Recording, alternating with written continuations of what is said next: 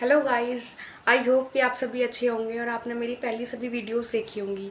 अगर आप चैनल पर नए हैं, चैनल को लाइक एंड सब्सक्राइब ज़रूर करें एंड वीडियो को शेयर ज़रूर करें। आज का मेरा टॉपिक है बायो इन्फॉर्मेटिक्स कि बायो इन्फॉर्मेटिक्स क्या होती है, ये क्या है, व्हाट इज़ बायो इन्फॉर्मेटिक्स। जो बायो इन्फॉर्मेटिक है ये हमारी दो चीज़ों से मिलकर बनी है। बायो यानी कि बायोलॉजी, लिविंग हमारी सेल्स के बारे में, एंड इन्फॉर्मेटिक्स यानी कि इन्फॉर्मेशन, जिससे हमें इन्फॉर्मेशन मिलती है। बायो इन्फॉर्मेटिक एक ब्रांच है साइंस की और जो डील कर रही है जिसमें एक कलेक्शन ऑफ डाटा हमें मिल रहा है, एक ऑर्गेनाइजिंग वे में एक बायोलॉजिकल डाटा हमें मिल रहा है, जिसको हम क्या कह रहे हैं, बायो इन्फॉर्मेटिक्स कह रहे हैं। जैसे हमें बायोलॉजी की सभी डाटा या सभी जो कलेक्शन हो रहा है उसके बारे में इंफॉर्मेशन मिल रही है, जानकारी मिल रही है, उसी चीज़ को हम क्या कह रहे हैं, बायो इन्फॉर्मेटिक्स कह रहे हैं। It is a branch of computer science. ये एक ब्रांच है किसकी, कंप्यूटर साइंस की, जो क्या डेवलप कर रही है, नई नई मेथड्स डेवलप कर रही है, नए नए टूल्स वो कर रही है, सॉफ्टवेयर टूल्स, जिससे हम समझ सकें कि बायोलॉजी को हम किस तरह से हमें, जैसे हमने कंप्यूटर साइंस में वो होते हैं, इंजीनियरिंग में टूल्स वगैरह होते हैं, ऐसे बायोलॉजी में भी वो हमारे होते हैं, मतलब टूल्स वगैरह होते हैं, जिससे हमें पता चलता है कि ये चीज़ें इस तरह से होती है।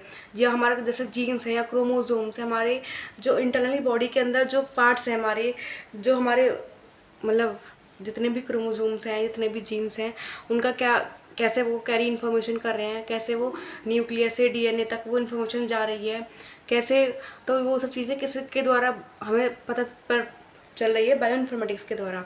ठीक है, बायोलॉजी और इन्फॉर्मेटिक्स के मतलब जानकारी देना। ठीक है, तो बायोलॉजी की जो इन्फॉर्मेशन मिल रही है वो इस ब्रांच के द्वारा मिल रही है। ठीक है, बायो इन्फॉर्मेटिक्स कंबाइन हो जाती है, यूज़ ऑफ इसमें किसका यूज़ होता है, मैथमेटिक्स का, स्टैटिक्स का, और तुम्हारे कंप्यूटेशनल मेथड जो होते हैं एनालाइज, जिससे हम वेरियस टाइप्स के डाटा को एनालाइज कर पाते हैं। इन सब का यूज़ होता है जिससे हम डीएनए की स्ट्रक्चर और जो हमारा डीएनए है वो किन किन चीज़ से मिलकर बना है, उनके कंपोजिशन क्या है, किससे मिलकर बना है, हमें पता चलता है। जो हमारा डीएनए है उसके अंदर फॉस्फेट ग्रुप होता है एक, ठीक है, PO4 नेगेटिव, जिसकी वजह से हमारा डीएनए जो है नेगेटिव होता है। उसके अलावा हमारे डीएनए में नाइट्रोजनस बेसिस होते हैं और एक पेंटोज शुगर होती है। डीएनए हमारे इन तीनों चीज़ों से मिलकर बना होता है। ठीक है, डीएनए हमारा एक डबल हेलिक्स स्ट्रक्चर होता है और ये नेगेटिव होता है क्योंकि उसके अंदर फॉस्फेट ग्रुप होता है और फॉस्फेट ग्रुप में ऑक्सीजन होती है, और ऑक्सीजन हमारा क्या है, इलेक्ट्रोनेगेटिव एलिमेंट है, जिसकी वजह से हमारा डीएनए नेगेटिव हो जाता है।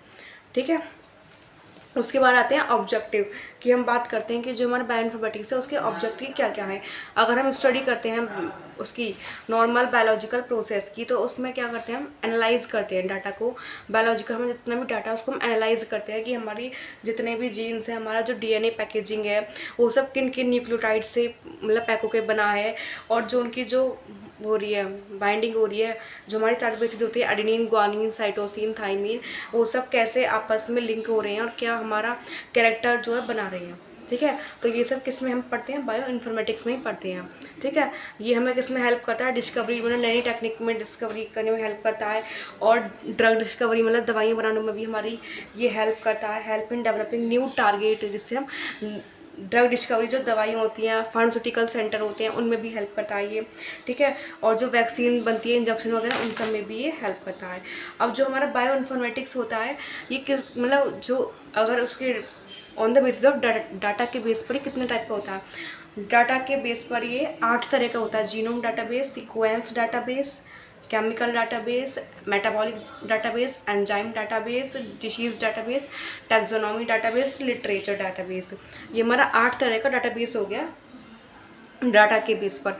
ठीक है, जीनोम जिसमें हमें जीन के बारे में पता चलेगा, टैक्सोनॉमी जिसके हमें टैक्सा के बारे में पता चलेगा कि ये किस उससे बिलोंग कर रहा है। उसके बाद एंजाइम, ठीक है, कौन कौन से एंजाइम इसमें यूज़ हो रहे हैं उसके बारे में हमें पता चलेगा। मेटाबॉलिक में पाथवे क्या है, ये सब हमें पता चलेगा मेटाबॉलिक से। ठीक है, उसके बाद है हमारा सीक्वेंस पाथवे, सीक्वेंस जो डाटाबेस है, मतलब हमारे जो बॉडी है वो कैसे सीक्वेंस पर काम कर रही है। ठीक है, पूरा ओवरऑल जो हमारे ऑर्गन्स हैं वो कैसे आपस में इंटरकनेक्टेड है और सीक्वेंस में वो सभी काम कर रहे हैं। उसके बाद केमिकल्स, जो हमारी बॉडी के अंदर जो केमिकल्स हैं, ठीक है, एसिड्स हैं, वो सब मिलकर जो क्रिएट करते हैं, जैसे हमारे स्टोमक में HCl है, हाइड्रोक्लोरिक एसिड है। ठीक है, ये सब चीज़ें, तो ये सब हमारी इंटरलिंक्ड होती है। तो इसमें हम जो बायो इन्फॉर्मेटिक्स है इनमें हम इन सब के बारे में पढ़ते हैं। ठीक है, ये जो बायो इन्फॉर्मेटिक्स है कोई हमारे कंप्यूटर साइंस की वो ब्रांच नहीं है, हमारी है, इसमें हमें पढ़ना बायोलॉजी का ही है, लेकिन इसमें जो हमें पढ़ना है वो बाय मतलब ऐसा कुछ पढ़ना है जिससे हमें इन्फॉर्मेशन मिलेगी, जानकारी मिलेगी कि जो हमारी बॉडी के अंदर जो जीन्स हैं, जेनेटिक मटेरियल है, ठीक है, क्रोमोसोम है, न्यूक्लियोटाइड है, उनकी जो बाइंडिंग हो रही है वो कैसे कर रहे हैं।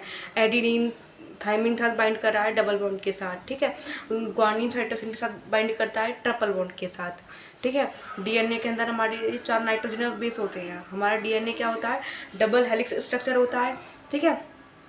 तो इसके अंदर जो जेनेटिक इन्फॉर्मेशन जो पैक है, मतलब स्टोर हो रही है, वो कैसे स्टोर हो रही है, वो कैसे हमारे जो कैरेक्टर्स हैं वो पेरेंट्स ऑफ स्प्रिंग मार्क कैसे कनेक्ट हो रही है, वो सब चीज़ें हमें इसमें पढ़नी होगी बेसिकली। तो ये उसी चीज़ों के बारे में हमें बताएगा बायो इन्फॉर्मेटिक्स, ठीक है।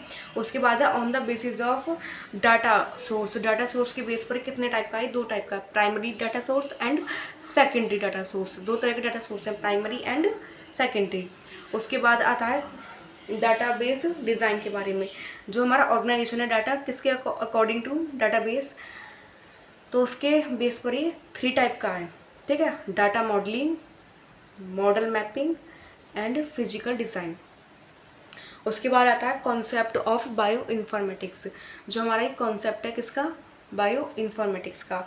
Bio informatics is getting very popular. ये बहुत पॉपुलर है आज के टाइम पे, क्योंकि बिकॉज इट अप्लाई नॉलेज, क्योंकि हमें नॉलेज दे रही है, हमें हमारी जो जेनेटिक मटेरियल है, बायोलॉजी, कंप्यूटर साइंस दोनों के बारे में हमें बता रही है, ठीक है। Concept of bio informatics it is, इसकी बहुत अप्रोच है आज के टाइम में, बहुत मतलब जाने मानी चीज़ है ये। और उसका भी जो कोर्स है बहुत मतलब वैल्यूएबल है। जैसे आज के टाइम पे बायोटेक्नोलॉजी, माइक्रोबायोलॉजी की इनकी वैल्यू ऐसी इन्फॉर्मेटिक्स की भी है, ठीक है। अगर कोई बायोलॉजी का स्टूडेंट है, वो आफ्टर 12th बायोलॉजी से कोई अच्छा कोर्स करना चाह रहा है तो वो बीएससी बायो इन्फॉर्मेटिक्स से भी कर सकता है, ठीक है। अगर मेडिकली इंजीनियरिंग किसी करना चाह रहा है तो वो बायोटेक इंजीनियरिंग से कर सकता है, माइक्रोबायोलॉजी और बायोकेमिस्ट्री, मतलब स्पेसी बहुत सारे कोर्सेज हैं ऐसे बायो के। तो बट वो आपके ऊपर डिपेंड करता है कि आपका इंटरेस्ट किस चीज़ में है। बायोलॉजी में भी स्पेसिफिक आपका जो मेन इंटरेस्ट है वो किस चीज़ में है, तो वो उसके ऊपर आप देखकर चॉइस करेंगे। उसके बाद इसमें हमें जीनोमिक्स और प्रोटियोमिक्स के बारे में पढ़ना है, ठीक है। कि हमें एक क्या प्रोवाइड कर रहा है, ये कॉम्बिनेशन है किसका, कंप्यूटर का, बायोलॉजी का और हमारे सॉफ्टवेयर्स, डाटाबेस, सबका इनका कॉम्बिनेशन है। हमारा जो बायो इन्फॉर्मेटिक्स है ये केवल एक ब्रांच सिर्फ उस बायोलॉजी की नहीं है, इसमें और अदर चीज़ें भी हमें पढ़ने को मिलेंगी, ठीक है। जैसे कंप्यूटर सॉफ्टवेयर के बारे में हम बताया, तो कंप्यूटर सॉफ्टवेयर में मतलब इसमें क्या यूज़ हो रहा है, कैसे हमारा डाटा स्टोर हो रहा है, उसको कलेक्ट कर पा रहे हैं, वो सब चीज़ें भी हमें जानने को इसमें मिलेंगी, ठीक है। उसके बाद आता है impact of bio informatics vaccine discovery.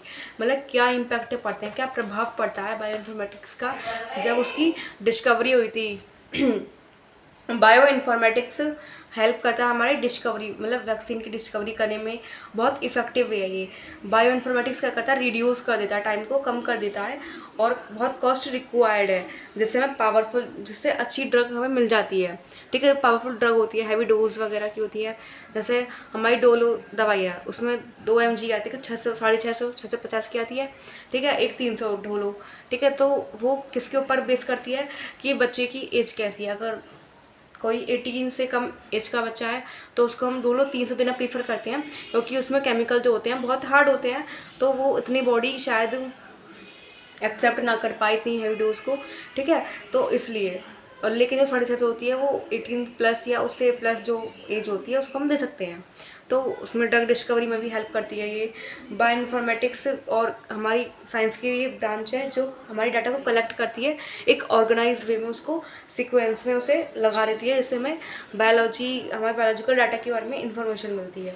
उसी को हम क्या कहते हैं, बायो इन्फॉर्मेटिक्स कहते हैं। एंड आई होप कि आपको ये टॉपिक समझ में आया होगा, ठीक है। बायो इन्फॉर्मेटिक बेसिकली क्या है, हमारी जो बायोलॉजिकल डाटा है जो स्टोर हो रहा है, कलेक्ट हो रहा है किसमें, एक ऑर्गेनाइज वे में, ठीक है। उसी को हम बायो इन्फॉर्मेटिक्स कह रहे हैं। इसकी ब्रांच है किसकी, साइंस की, कंप्यूटर साइंस की, बायोलॉजी की, मैथमेटिक्स की, इन सबकी कॉम्बिनेशन है ये, ठीक है। वीडियो आपको अच्छी लगी हो तो लाइक, शेयर, सब्सक्राइब ज़रूर करनी। Thank you. की